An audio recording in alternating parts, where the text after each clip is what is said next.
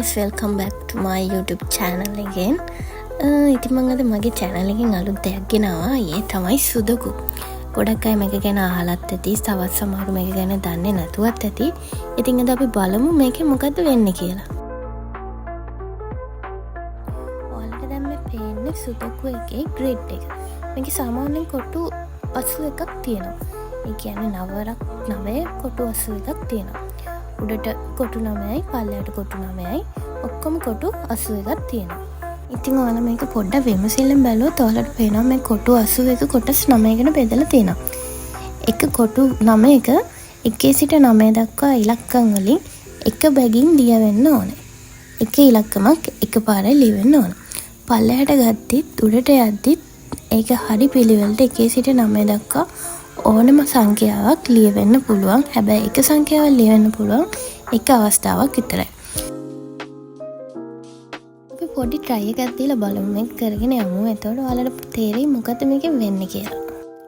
දැන් මම මේක කරන්න පටන් ගෙන තියෙන්නේ. මම දැන් උඩ කොටස පොඩ්ඩක් පිරෙව්වා.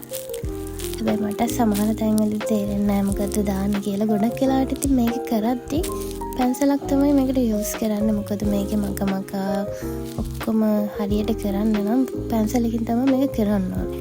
ඉතින් මම කොහොම හරි මේකේ උඩම තියෙන පේලියයි මේකේ පල්ලයට තියෙන පේලියයි කරලා ඉවරයි. ඔයාලට පේනවා එකම ඉලක්කම කොතරම්වත් ලියවිලා නැහැ. මොකද එහෙම ලියවිලා තිබ්බොත් වැරදි. මම තුන්වෙනි පේලියත් මේ විදිහටම පුරව ගත්තා. හැබැයි මම හරියටම දන්නේ නැහැ ඒක හරියද කියලා. මොකද සමහර වෙලාවට මේක ඔක්කොම ඉවර කරලා බලද්දී අන්තිමේටම සමහර තැන්වල නම්බර්ස් දෙකක් වගේ ලියවිලා තියෙනවා. ඒ නිසා ඉතින් මේක හරියටම කරනකම් හරියටම මේක කරලාද කියලා අපිට කියන්න බෑ.